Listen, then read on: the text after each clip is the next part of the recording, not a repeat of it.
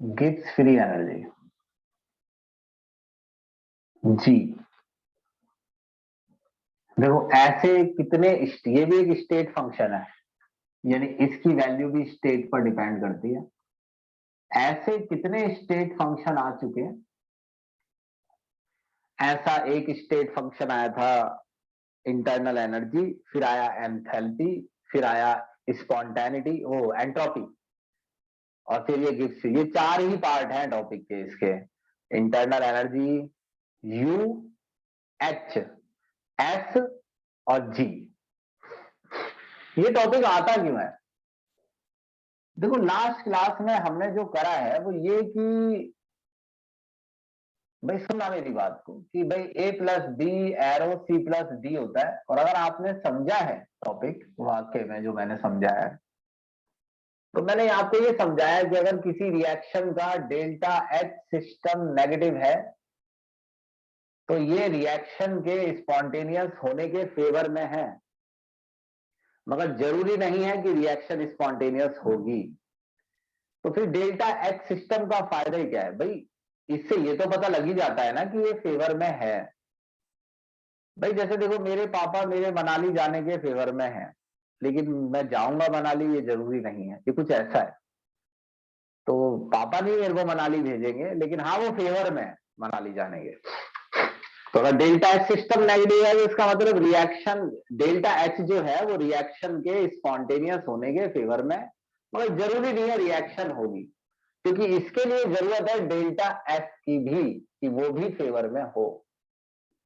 और अगर delta S favour में नहीं निकला, मान लो ये नेगेटिव है, मान लो मैं यहां लिखूं बार बार कि नेगेटिव वाला फेवर में होता है या नहीं होता है, तो बताइए फिर तो ये पता नहीं क्या मैं समझाऊं और क्या समझा रहा हूं मैं, क्योंकि कितनी बार लिख चुका हूं मैं। डेल्टा एस सिस्टम का मतलब है ये फेवर में नहीं है, नेगेटिव है, क्योंकि ये नेगेटिव है। नेगेटिव का मतलब रैंडमनेस घट रही है, तो रैंडमनेस घटती नहीं है, बढ़ती है। जब अपने आप बढ़ती है तो फेवर में होती है। तो देखिए अगर डेल्टा एस सिस्टम यहां पर ज्यादा निकल गया डेल्टा एच से, तो या डेल्टा एच सिस्टम ज्यादा हो गया डेल्टा एस से, तो दोनों में से कुछ भी हो जाए, इस केस में तो रिएक्शन नॉन स्पॉन्टेनियस हो जाएगी, और नीचे वाले केस में रिएक्शन स्पॉन्टेनियस हो जाएगी। कुल मिलाकर दोनों अकेले कुछ नहीं कर सकते हैं, दोनों की वैल्यू एक साथ है। लेकिन एक चीज है जो अकेले कुछ कर सकती है, वो डेल्टा एस है, delta S universe. Delta S universe अकेले ही बता देता है, अलोन कैन प्रिडिक्ट स्पॉन्टेनिटी। अकेला ही बता सकता है प्रोसेस स्पॉन्टेनियस होगा या नहीं। अगर डेल्टा एस यूनिवर्स पॉजिटिव है, और एक बार नेगेटिव लिख लो, अगर डेल्टा एस यूनिवर्स पॉजिटिव है तो प्रोसेस स्पॉन्टेनियस है, नो डाउट, आपको कुछ भी देखने की जरूरत नहीं है। और अगर नेगेटिव है तो प्रोसेस नॉन स्पॉन्टेनियस है, आपको फिर कुछ भी देखने की जरूरत नहीं है। मतलब इसमें ये झंझट नहीं है कि दो दो चीजों को कंपेयर करो। ये सिस्टम है और वो यूनिवर्स की एंट्रोपी की बात चल रही है। रिकॉर्डिंग देख लेना, आपको दोनों में अंतर अगर नहीं पिछली क्लास में देखा है तो अब देख के याद आ जाएगा। तो साइंटिस्टों को कोई ऐसी चीज चाहिए जो इनसे थोड़ी अच्छी हो। तो इसमें भी कोई दिक्कत है क्या? हाँ, इसमें दिक्कत यह है कि इसमें दोनों की एंट्रोपी निकालो, सिस्टम की, सराउंडिंग की। कभी कभार ये करना बड़ा मुश्किल हो जाता है, दोनों की एंट्रोपी निकालना, सिस्टम की, सराउंडिंग की। इसलिए हमें कोई एक चीज चाहिए, एक सिंगल चीज जो अकेले बता सके। ये भी अकेले बता रहा है, ये भी नो डाउट ये सेकंड लॉ है थर्मोडायनामिक्स का, और जरूरी अच्छा कंसेप्ट है, इसीलिए इसके ऊपर लॉ बनाया हुआ है। लॉ ये है कि अगर कोई भी प्रोसेस इस दुनिया में अपने आप होता है तो वो प्रोसेस यूनिवर्स की एंट्रोपी को बढ़ा देता है। यानी for all spontaneous process in this universe delta S universe is always positive. For all the spontaneous process, delta S universe is always positive. ये सेकंड लॉ है। सेकंड लॉ का मतलब है कि ये नियम है सेकंड लॉ का कि भाई अगर कोई भी प्रोसेस अपने आप होता है, यानी जितने भी स्पॉन्टेनियस प्रोसेस हैं और जब स्पॉन्टेनियस प्रोसेस अपने आप हो जाते हैं तो यूनिवर्स की एंट्रोपी बढ़ती है। सिस्टम की घटे या सराउंडिंग की बढ़े, मगर दोनों को मिलाओगे तो आपको यूनिवर्स की एंट्रोपी बढ़ी हुई नजर आएगी अगर प्रोसेस अपने आप हुआ है। तो एक इनसे अच्छी चीज क्या हो सकती है डेल्टा एस यूनिवर्स से भी अच्छा, वो है गिब्स फ्री एनर्जी। अब गिब्स फ्री एनर्जी कैसे काम करती है, और पहले तो समझना कि फ्री एनर्जी होती क्या है। बड़ी आसानी से समझ में आएगा, टॉपिक भी स्क्रीनशॉट लो पहले।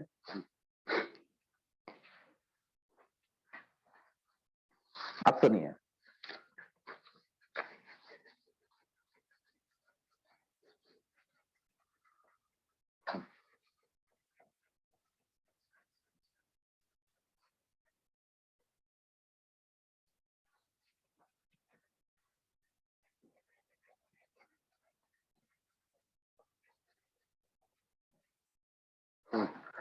देखिए गिब्स फ्री एनर्जी जी, कुछ बातें मैं लिखता हूं आपको इसके बारे में। हर सब्सटेंस में होती है every matter possesses some gives free energy. ये तो ठीक है, ऐसा ही हो गया जैसा कि हर सब्सटेंस में इंटरनल एनर्जी होती है। Every matter possesses some gives free energy, जैसे हर सब्सटेंस में इंटरनल एनर्जी होती है वैसे ही हर सब्सटेंस में गिव्स फ्री एनर्जी होती है। We can not calculate absolute G, यानी we can not calculate value of G. हम जी नहीं निकाल सकते, but we can calculate delta G. मगर डेल्टा जी निकाल सकते हैं, कुछ याद आया होगा पहले से, but we can calculate delta G. अब सुनिए, जैसे ये एक आदमी है, इससे समझना,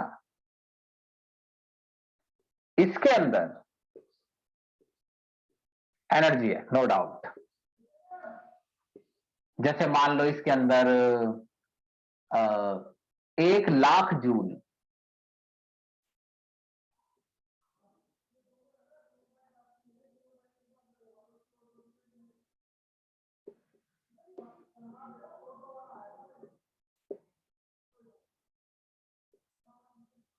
इसमें 1,00,000 जूल अलग अलग टाइप की एनर्जी है, ठीक, इस आदमी के अंदर।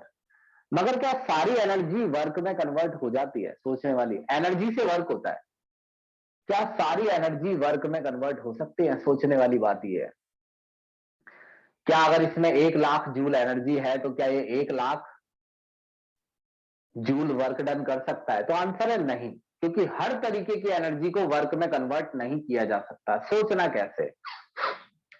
अच्छा, अगर मैं अपने शरीर का एक एक दाना एनर्जी का काम करने में लगा दूं, सुबह से मैं सामान उठाता हूं, सामान लगाता हूं, या बोरियां उठा रहा हूं, समझ लो मैं गेहूं की, सुबह से, और इतना काम किया मैंने कि मेरे शरीर में जितनी भी एनर्जी थी वो काम में लगा चुका हूं मैं, जिससे मैं काम कर सकता था, और मैं गिर गया जमीन पर, सो गया, मेरा हाथ वाथ भी नहीं हिल रहे, क्योंकि मेरे अंदर अब एनर्जी नहीं है काम करने की बिल्कुल भी। सवाल है, क्या वाकई में मेरे अंदर अब एनर्जी नहीं है? तो आंसर यह है कि अगर मेरी बॉडी को जलाएं, मेरे शरीर को जलाएं, तो जलाने पर उसमें से हीट एनर्जी निकलेगी भारी मात्रा में, लेकिन ये हीट एनर्जी वर्क डन में मैं कन्वर्ट नहीं कर पाया था। दूसरी बात, जिस समय मैं गेहूं की बोरियां उठा रहा था तो उस समय मैं वर्क डन कर रहा था, मगर मेरी सारी एनर्जी वर्क डन में नहीं लग रही थी, साथ साथ मेरी बॉडी में हीट प्रोड्यूस हो रही है। पहले भी मैंने आपको ये चीज समझाई है। तो अगर इसमें 1,00,000 जूल एनर्जी है तो इसमें मान लो 10,000 जूल ही वो एनर्जी है जिससे वर्क डन हो सकता है। और अगर ये 10,000 जूल से वर्क डन करने की कोशिश करे, तो जब ये 10,000 जूल से वर्क डन करेगा तो हो सकता है 2,000 जूल तो हीट ही बन जाए और 8,000 जूल मुश्किल से, अगर बहुत अच्छे से किया इसने, तो वर्क हो। तो ये जो एनर्जी है ना, जो वर्क करने के लिए अवेलेबल है, ये वाली नहीं, ये वाली, इसे कहते हैं Gibbs free energy. Free energy का मतलब बॉडी में वो एनर्जी जिससे वर्क डन करवाया जा सकता है। बॉडी में बहुत से टाइप के अलाना फलाना पता नहीं, mechanical, potential, heat, electronic, vibrational, translational, पता नहीं कितनी टाइप की एनर्जी है, मगर सबको वर्क डन में कन्वर्ट नहीं किया जा सकता है। तो बॉडी के अंदर उस टाइप की एनर्जी जिसे वर्क डन में कन्वर्ट किया जा सकता है, यानी गिब्स फ्री एनर्जी है energy available in a system to do useful mechanical work।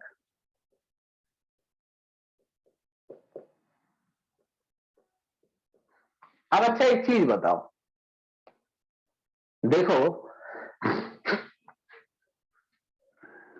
अगर मैं कोई काम अपने आप करता हूं, अपने आप, सुनना, बिल्कुल अपने आप, किसी की मदद नहीं ली मैंने, जैसे सपोज ये बॉटल है और इस बॉटल को मैं पूरे दिन ऐसे उठाता हूं, ऐसे उठाता हूं ऊपर नीचे, कोई वजह है मैं इसे पूरे दिन ऊपर नीचे उठ, या मैं इसको खिसका के रखता हूं, तो ये वर्क मैंने किया।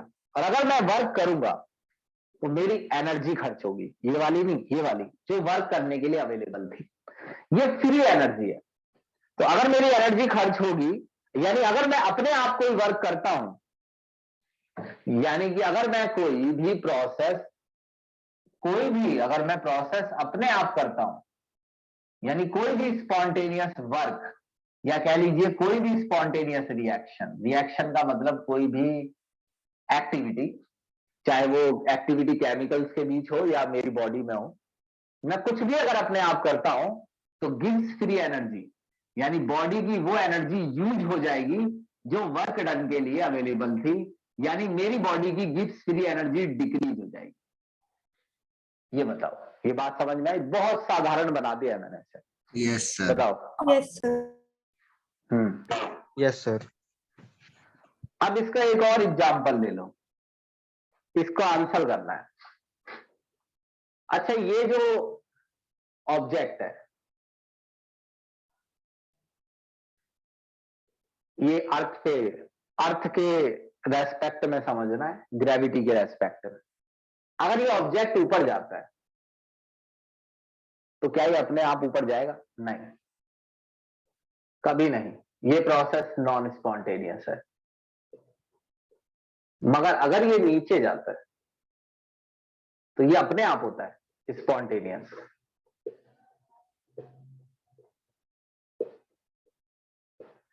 अच्छा, अगर ये ऊपर जाता है तो सब्सटेंस की एनर्जी, टोटल एनर्जी बढ़ेगी। मैंने सुना है कि किसी सब्सटेंस को अगर ऊपर ले जाओ तो उसकी ग्रेविटेशनल पोटेंशियल एनर्जी बढ़ती है, और अगर ग्रेविटेशनल पोटेंशियल एनर्जी बढ़ेगी, जितना देखो मैं इसको ऊपर ले जाऊंगा ना, जितना ऊपर ले जाके छोड़ूंगा तो नीचे गिरने पर ये उतना ही ज्यादा वर्क कर सकता है। यानी अगर मैं इसको ऊपर उठाता हूं नॉन स्पॉन्टेनियसली, ऊपर तो मैं अपने आप उठाऊंगा ना इसको, अगर मैं इसको ऊपर उठाता हूं नॉन स्पॉन्टेनियसली तो मैं वर्क करता हूं इस पर, मार्कर है हमारा सिस्टम। अगर मैं इसको ऊपर उठाता हूं नॉन स्पॉन्टेनियसली तो मैं इस पर वर्क करता हूं, अगर मैं इस पर वर्क करता हूं तो इसमें एनर्जी आ रही है और वो एनर्जी से ये वर्क डन कर सकता है कहीं। तो अगर ऊपर की तरफ ये सब्सटेंस ले जाता हूं मैं तो इसकी गिब्स फ्री एनर्जी बढ़ती है, और अगर ये वहीं गिर के नीचे आ जाए तो नीचे आने पर इसकी गिब्स फ्री एनर्जी घटती है। तो ये अब गिब्स फ्री एनर्जी का चेंज देखो, change delta G, delta G का मतलब गिब्स फ्री एनर्जी में कैसा चेंज हो रहा है? गिब्स फ्री एनर्जी में चेंज हो रहा है पॉजिटिव। यहां गिब्स फ्री एनर्जी में कैसा चेंज हो रहा है? नेगेटिव। अगर मतलब ये सब्सटेंस नीचे आता है तो जिस तरफ प्रोसेस स्पॉन्टेनियस होता है उस तरफ डेल्टा जी नेगेटिव होता है। यानी जहां पर प्रोसेस स्पॉन्टेनियस होता है या प्रोसेस उसी तरफ स्पॉन्टेनियस होता है जिस तरफ गिब्स फ्री एनर्जी घट रही हो। दोबारा सुनना, प्रोसेस उसी तरफ स्पॉन्टेनियस होता है जिस तरफ गिब्स फ्री एनर्जी घट रही हो। बताओ, ये समझ आया? यस सर, आ गया। Yes sir. अभी भैया ये एंड का और बहुत ही महा इंपोर्टेंट टॉपिक है, इसलिए बता दो ध्यान से। आसान लगना चाहिए कि बिल्कुल आसानी से समझ में आ रहा है ना। डेल्टा जी नेगेटिव होना चाहिए। अगर प्रोसेस स्पॉन्टेनियस है तो उसका डेल्टा जी नेगेटिव होना चाहिए। क्लियर है भाई, सबको बताओ? Yes sir. ठीक है। डेल्टा जी नेगेटिव होना चाहिए का मतलब है कि डेल्टा जी का मतलब है कि उस एनर्जी में चेंज जो वर्क करने के लिए अवेलेबल है, तो वो जो एनर्जी है जो वर्क करने के लिए अवेलेबल है वो घटेगी। ये मतलब है डेल्टा जी नेगेटिव होने का। फ्री एनर्जी मतलब वर्क करने के लिए जो एनर्जी है वो बढ़ेगी। अगर इसे ऊपर ले जाऊं तो मतलब अगर प्रोसेस नॉन स्पॉन्टेनियस हो तो गिब्स फ्री एनर्जी बढ़ती है सिस्टम की, और अगर प्रोसेस स्पॉन्टेनियस हो तो गिब्स फ्री एनर्जी घटती है। स्क्रीनशॉट लो।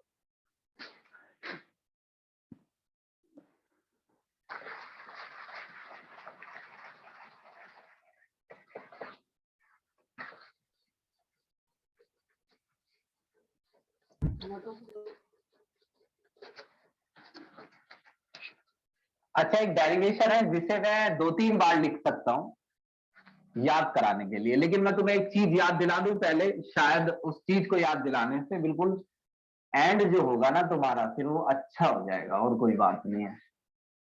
देखो,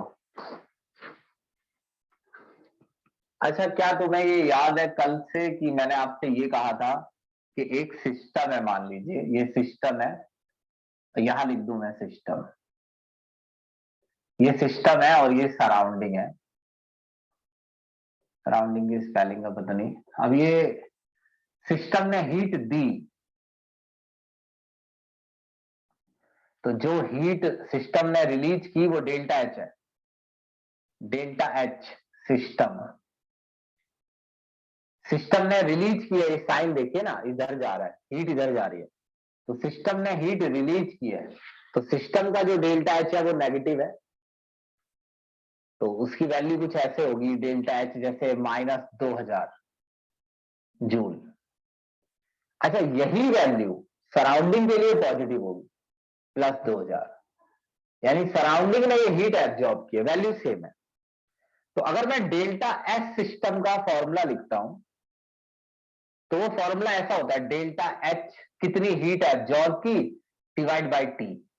तो अगर डेल्टा एस सराउंडिंग का लिखूं तो डेल्टा एस सराउंडिंग ऐसे नहीं हो सकता, -डेल्टा एच सिस्टम। बिल्कुल इसमें करेक्ट रहना है, बताना। ये समझ में आया राइट वाला formula? Yes minus sir. Delta H system. Yes sir. हाँ, अब ये जैसे डेल्टा एच है, डेल्टा एच है -2000, अब इसे माइनस को छुपा रहा हूं मैं, तो ये डेल्टा एच कितना है, -2000। अब ये माइनस लगा दोगे तो +2000 हो जाएगा। अब सुनो, delta S system, delta S total, delta S total होता है delta S system plus delta S surround, और डेरिवेशन है ये, सुनना। Delta S total equals to होता है delta S system plus delta S surrounding. अच्छा, जो डेल्टा एस सराउंडिंग है उसकी जगह मैं ये लिख सकता हूं, नहीं, एक चीज नहीं समझाई पहले, जल्दीबाजी हो गई। अच्छा, गिब्स फ्री एनर्जी का जो फॉर्मूला है ना वो दिया हुआ है हमें पहले से, आप उसको ड्राइव नहीं करेंगे, ना ही आपको ड्राइव करना है, ना ही सोचना है उस बारे में। गिब्स फ्री एनर्जी का फॉर्मूला पहले से दिया हुआ है, G = H - TS। लेकिन देखो, गिब्स फ्री एनर्जी निकल नहीं सकती क्योंकि H नहीं निकल सकता, बहुत पहले मैंने बताया था आपको। जैसे U नहीं निकलता है वैसे ही H नहीं निकलता है, वैसे ही S नहीं निकलता है। डेल्टा यू निकलता है, डेल्टा एच निकलता है, डेल्टा एस निकलता है, डेल्टा जी निकलेगा। अगर गिब्स फ्री एनर्जी में चेंज आया है तो जरूर एंथैल्पी में चेंज आया होगा और एंट्रोपी में चेंज आया होगा, टी डेल्टा एस। तो ये change in Gibbs free energy का फॉर्मूला है, आप इसे डायरेक्ट भी याद कर सकते हैं, कोई दिक्कत नहीं। Delta G equal to delta H system minus T delta S system, direct याद कर लीजिए, कोई दिक्कत नहीं। अब यहां देखिए,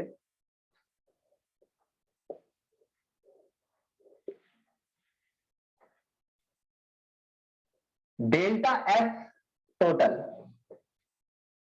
delta S system plus delta S surrounding के बराबर होता है। अभी अभी मैंने तुम्हें सिखाया 5 मिनट पहले कि डेल्टा एस सराउंडिंग की जगह मैं लिख सकता हूं minus delta H system divide by T.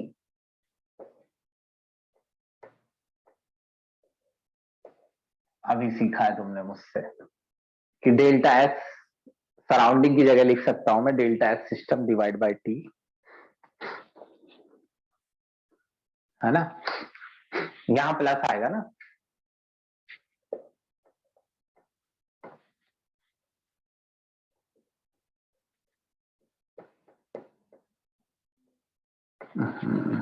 Minus delta H system divide by T. जो ना समझ में आए एंड में बताना।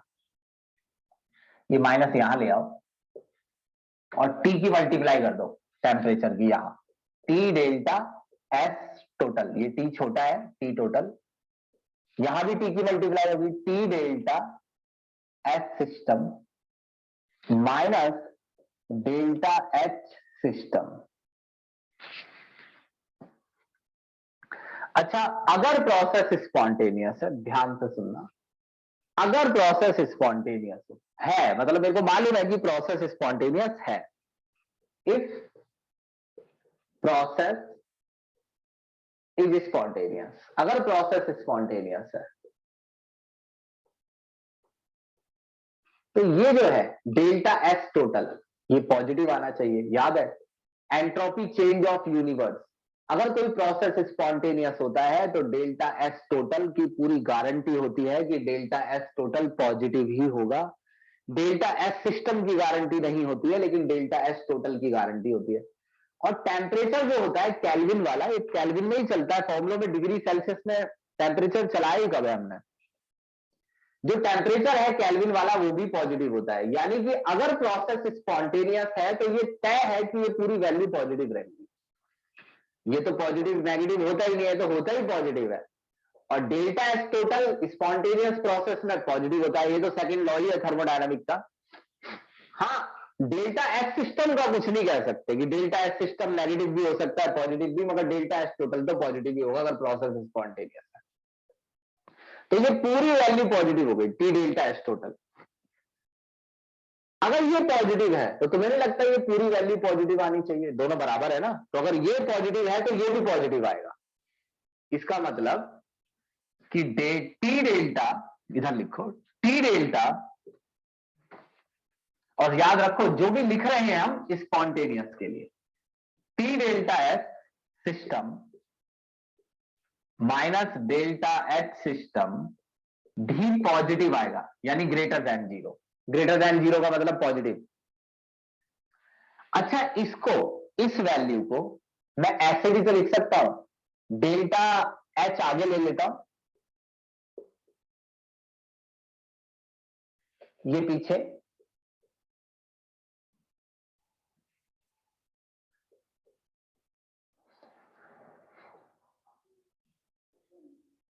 ये लगा रहने दो।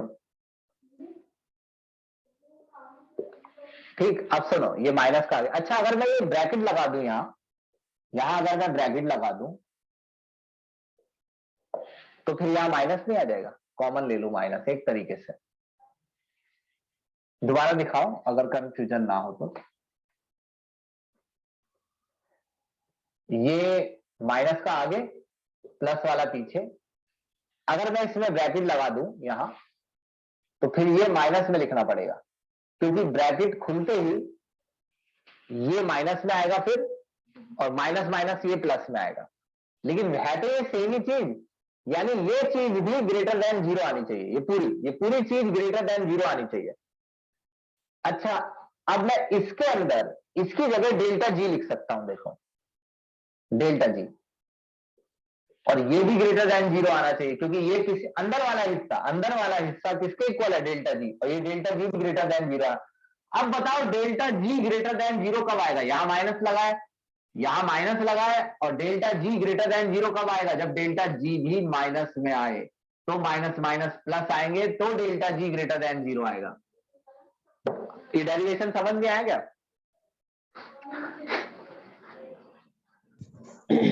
Yes sir. इसका मोटिवेशन समझ नहीं आया, ये साबित कर रहे हैं कि डेल्टा जी माइनस में आना चाहिए। एक बार और बताऊं क्या, जल्दी जल्दी? Yes sir. चलो एक बार और बता देता हूं, जल्दी बताऊंगा, स्क्रीनशॉट लो, अब की बार ध्यान रखना क्या देखना है।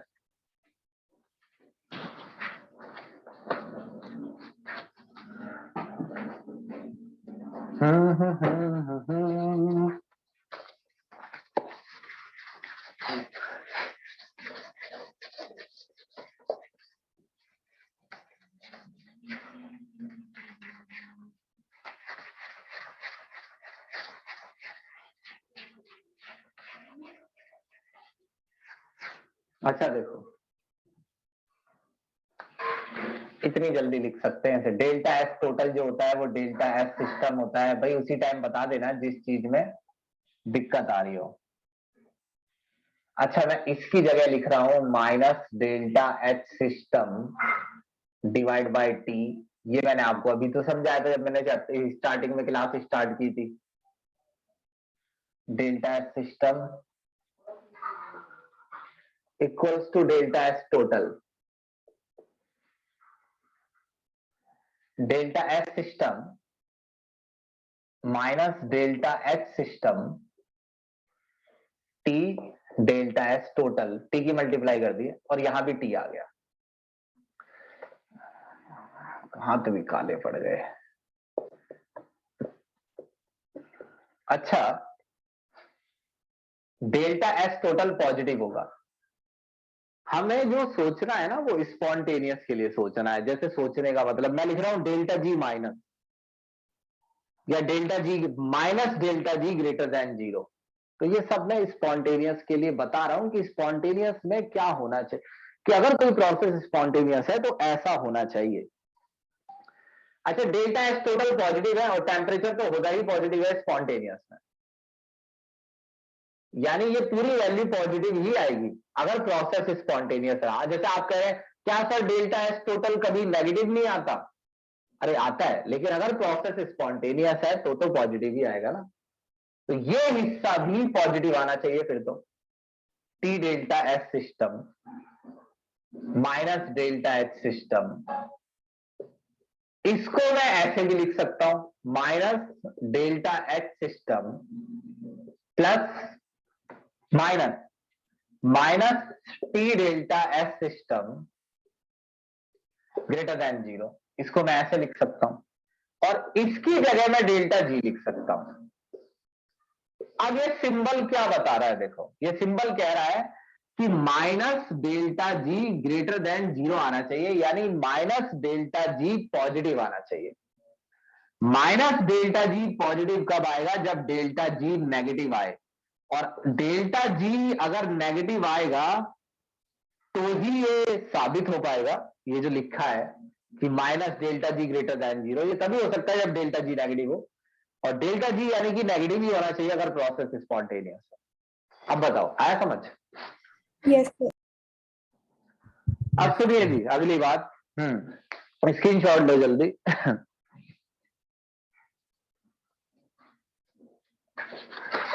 एक बहुत छोटी सी चीज एंड में लिखी है, आपको समझनी है जी।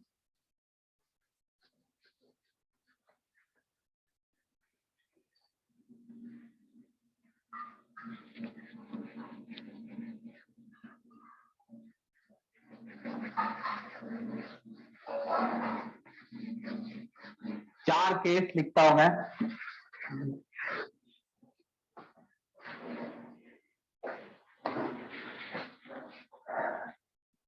एक रिएक्शन है A plus B arrow C plus D.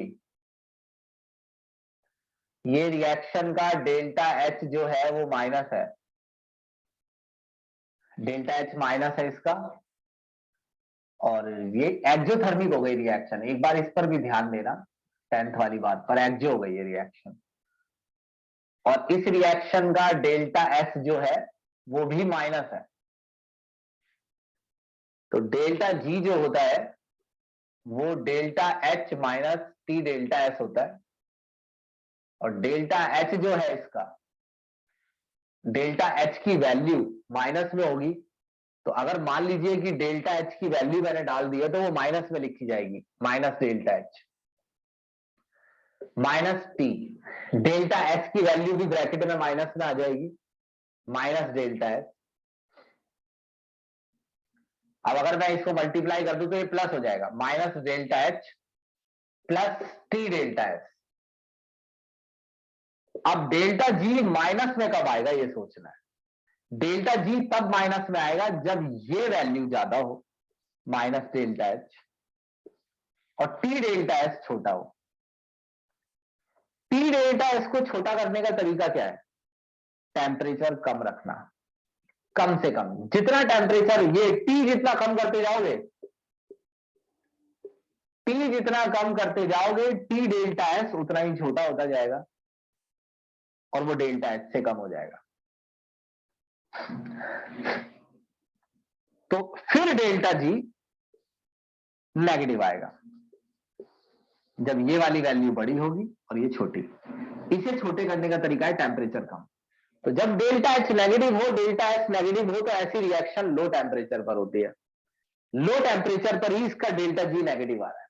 वैसे भी अगर कोई रिएक्शन एक्सोथर्मिक है, एक्सोथर्मिक का मतलब ऐसी रिएक्शन जो हीट निकालना चाहती है, तो आप उसको हीट क्यों दे रहे हैं? आप टेम्परेचर कम रखेंगे तो वो आसानी से होगी, क्योंकि उसको हीट निकालनी है। जैसे मेरे को हीट निकालनी है, मैं रिएक्शन है, मेरे को हीट निकालनी है, मेरी मदद करो।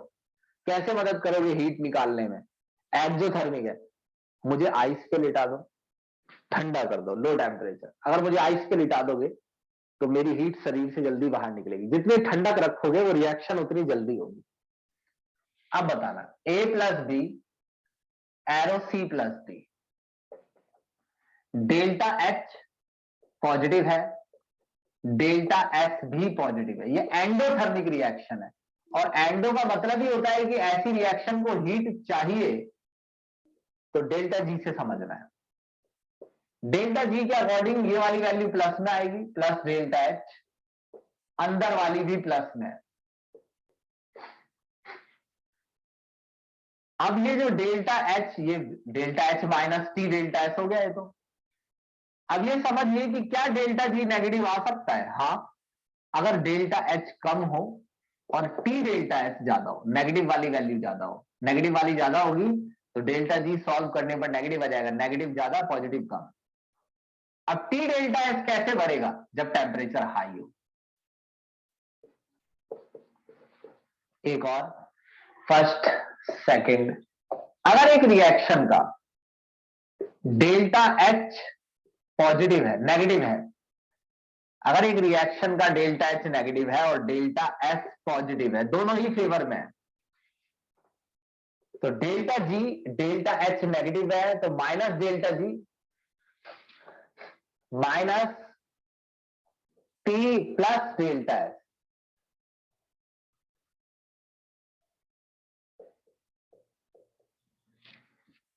ये प्लस में डाला मैंने, और ये, अच्छा ये डबल ब्रैकेट क्यों चला रहा हूं मैं, ठीक है। अच्छा, अगर मैं अब ये साइन लगा दूं तो minus delta H minus T delta S। अब ये देखिए ध्यान से, इस बार डेल्टा G माइनस में ही आएगा, चाहे आप कुछ भी टेम्परेचर ले लीजिए। आप कहेंगे टेम्परेचर माइनस में ले लें क्या सर? अबे ये टेम्परेचर माइनस में होता ही नहीं है, केल्विन वाला टेम्परेचर है। जब ये माइनस में होता है यानी T तो माइनस में हो ही नहीं सकता है, तो ये वैल्यू नेगेटिव ही आएगी एट ऑल टेम्परेचर। यानी कि जो जिस रिएक्शन में डेल्टा H और डेल्टा S ऐसे होते हैं, वो रिएक्शन अपने आप होगी लो टेम्परेचर पर, स्पॉन्टेनियस होगी लो पर। जिसका डेल्टा एच और डेल्टा एस ऐसा है वो स्पॉन्टेनियस होगी हाई पर, और डेल्टा एच और डेल्टा एस अगर दोनों फेवर में है तो ये स्पॉन्टेनियस होगी हर टेम्परेचर पर। बताओ समझ आया? Yes, sir. Yes sir. आया? आ गया ना? ठीक, अब सुनो, अब इसके क्वेश्चन करने हैं, लेकिन उससे पहले मैं एक चीज समझा दूं, बस 5 मिनट स्क्रीनशॉट लो।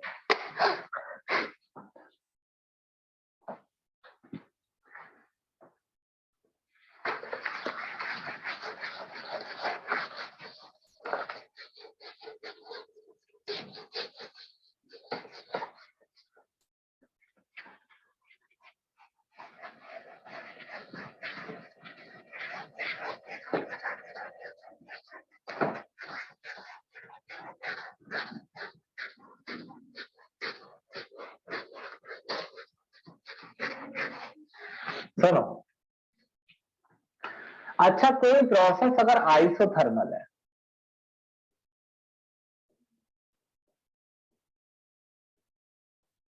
आइसोथर्मल का मतलब होता है नो चेंज इन टेम्परेचर। कोई प्रोसेस है जिसमें टेम्परेचर चेंज नहीं हो रहा है, no change in temperature. Iso का मतलब सेम, थर्मल मतलब टेम्परेचर, जल्दी समझ लो। तो ये मेरे पास एक सिस्टम है और इसका टेम्परेचर चेंज नहीं होना चाहिए। तो इसका क्या तरीका है कि टेम्परेचर चेंज ना हो? अच्छा ये बताओ, मेरी बॉडी का टेम्परेचर चेंज ना हो, मैं हूं सिस्टम और मेरी बॉडी आइसोथर्मल रहे। सोचना, मेरे तरीके से सोचना। लेकिन देखो, मैं अपनी बॉडी को तो नहीं समझा पाऊंगा, मेरी बॉडी कुछ ना कुछ करेगी। मेरी बॉडी अंदर ग्लूकोज जलाएगी, एंजाइम्स की रिएक्शन होगी, कुछ भी हो सकता है अंदर। तो मेरी बॉडी में कुछ ना कुछ तो चलेगा। आप ये नहीं कहेंगे कि भाई सिस्टम ऐसा ले लो जिसमें कुछ हो ही ना रहा हो। मेरी बॉडी में कुछ ना कुछ चलेगा, फिर भी मैं अपना टेम्परेचर कम रखना चाहता हूं, चेंज नहीं करना चाहता हूं। तो कैसे हो सकता है? ये ऐसे हो सकता है कि अगर मेरी बॉडी में हीट बने तो वो हीट बाहर चली जाए। जैसे मैं किसी समुद्र में डूबा हुआ हूं, ऐसे इमेजिन करो। तो अगर मेरी बॉडी में हीट बनती है तो वो हीट समुद्र में चली जाती है और मेरा टेम्परेचर फिर से समुद्र जितना हो जाता है। और अगर मैं ठंडा हो जाता हूं तो समुद्र से हीट मेरे अंदर आ जाती है और मेरा टेम्परेचर फिर से समुद्र जितना हो जाता है। यानी मेरा टेम्परेचर अगर कांस्टेंट रहेगा तो उसका एक ही तरीका है कि अगर मेरे अंदर हीट बने तो वो बाहर चली जाए, और अगर मेरे अंदर हीट कम हो जाए तो बाहर से हीट अंदर आ जाए। बच्चों को ऐसा लगता है कि अगर कोई प्रोसेस आइसोथर्मल है जिसमें टेम्परेचर चेंज नहीं हो रहा है, तो बच्चे माइंड में ये मान लेते हैं कि अगर टेम्परेचर चेंज नहीं हो रहा है तो हीट अंदर बाहर नहीं जा रही है। जबकि सच्चाई ये है कि अगर टेम्परेचर चेंज नहीं होने देना चाहते हो तो अगर मेरे अंदर कुछ होता है तो हीट बाहर चली जानी चाहिए, और अगर मेरे अंदर हीट कम हो जाती है तो बाहर से हीट अंदर आ जानी चाहिए। आइसोथर्मल प्रोसेस में चेंज इन टेम्परेचर 0 होता है, मगर हीट ट्रांसफर 0 नहीं होता। अगर चेंज इन टेम्परेचर 0 है तो इंटरनल एनर्जी में जो चेंज होगा वो भी 0 है। कई बार बोल चुका हूं, टेम्परेचर नहीं बदलेगा, इंटरनल एनर्जी में चेंज जो है वो भी नहीं बदलेगा, मगर हीट 0 नहीं है। क्यों नॉट इक्वल टू 0 का मतलब है हीट ट्रांसफर होता है। और वही एक एडियाबैटिक प्रोसेस है। भाई कल क्वेश्चन यहीं से स्टार्ट होंगे। वही एक प्रोसेस होता है एडियाबैटिक। एडियाबैटिक का मतलब ही ये होता है कि हमें एक बंद दीवार ले लेनी है, एकदम सील्ड कंटेनर, एकदम बंद कंटेनर के अंदर एक सिस्टम ले लेना है, और एडियाबैटिक है प्रोसेस तो नो हीट ट्रांसफर। पहले क्या दिया उन्होंने, हीट ट्रांसफर नहीं होना चाहिए, नो हीट ट्रांसफर, क्योंकि प्रोसेस एडियाबैटिक है। तो अगर हीट ट्रांसफर नहीं हो रहा है तो Q तो जीरो ही है, ना हीट अंदर से बाहर जाएगी, बाहर से अंदर, दीवारें आइसोथर्मल है, तो कैसे Q जीरो है? भाई प्रोसेस ही एडियाबैटिक है। जैसे देखो प्रोसेस आइसोथर्मल है तो ये फिक्स है, पहली चीज तो कि डेल्टा टी जीरो रहेगा। प्रोसेस एडियाबैटिक है तो ये फिक्स है, Q जीरो रहेगा। अब इन दोनों के बारे में सोच रहा है, Q के अलावा जो है टेम्परेचर, क्या टेम्परेचर में चेंज, इसका मतलब है टेम्परेचर में चेंज नहीं हो रहा, चेंज इन टेम्परेचर जीरो, इसका मतलब है टेम्परेचर बदल नहीं रहा। देखते हैं क्या वाकई में नहीं बदल रहा। अगर मान लो अंदर हीट प्रोड्यूस हुई तो कैसे प्रोड्यूस होती है? कुछ भी अंदर हुआ तो क्या वो हीट बाहर जा पाएगी? नहीं। और अगर वो हीट बाहर नहीं जा पाई तो वो अंदर ट्रैप हो जाएगी और अंदर का टेम्परेचर बढ़ जाएगा। तो अगर हीट को, अगर मेरा शरीर बनने वाली हीट को बाहर ट्रांसफर नहीं कर पाता है, Q जीरो है, हीट ट्रांसफर जीरो है, तो मेरे शरीर का टेम्परेचर तेजी से बढ़ने लगेगा। तो चेंज इन टेम्परेचर जीरो नहीं है, इसका मतलब है टेम्परेचर में चेंज होगा, टेम्परेचर चेंज होगा। और अगर टेम्परेचर चेंज होगा तो इंटरनल एनर्जी भी चेंज होगी। बताओ आया समझ? बस फाइनल हो गया। यस सर, आ गया। आ गया ना समझ? ठीक है, सो जाओ, तुम्हारी आवाज में मुझे कुछ दम सा नहीं लग रहा है, मुझे लग रहा है तुम बेहोशी की हालत में होने वाले हो। देखो कल क्लास में भी हो सकती है, ठीक है, ये तो मैं कल या शाम तक ही बता पाऊंगा, कल या सुबह तक ही बता पाऊंगा। होगी तो आपकी मैसेज जरूर आएगा, नहीं हुई कल तो मंडे पक्का होगी, मंडे और ट्यूसडे, मतलब ट्यूसडे तो आपकी होती है, मंडे जरूर होगी। न्यूमेरिकल करने हमें इसके 2 क्लासें लगेंगी न्यूमेरिकल में, ढंग से करने में, और अच्छे ढंग से करना चाहते हो 2.5-3 भी लग सकते हैं। तो बस तैयार है ना, मेरे कहने का मतलब है, बाकी तो मैं देख लूंगा। ठीक है सर। ठीक है जी।